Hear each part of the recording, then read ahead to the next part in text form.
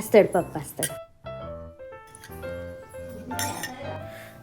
అలా సబ్జా గింజలు తాగేసి రెడీ అయిపోయి, అదే సమ్మర్ కదా అందుకే బాడీ కూలింగ్గా ఉండడానికి సబ్జా గింజలు తాగేసి రెడీ అయిపోయి మేము బయటికి వెళ్ళాము. ఎక్కడికో షికారుకి కాదండోయ్, ఆమె జన్మస్థలానికి వెళ్ళాము. అవును, ఇవాళ రేపు ప్రతి ఒక్క పిల్లలది జన్మస్థలం అంటే హాస్పిటల్.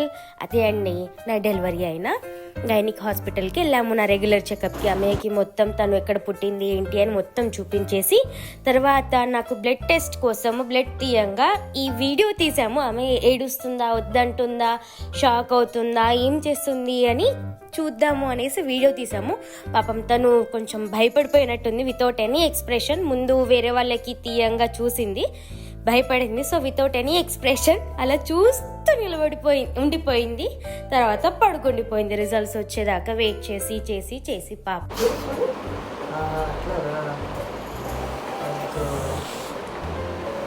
అన్న మూత గట్టిగా పట్టేసి పెట్టలేక డస్ట్బిన్లో వాడైపో.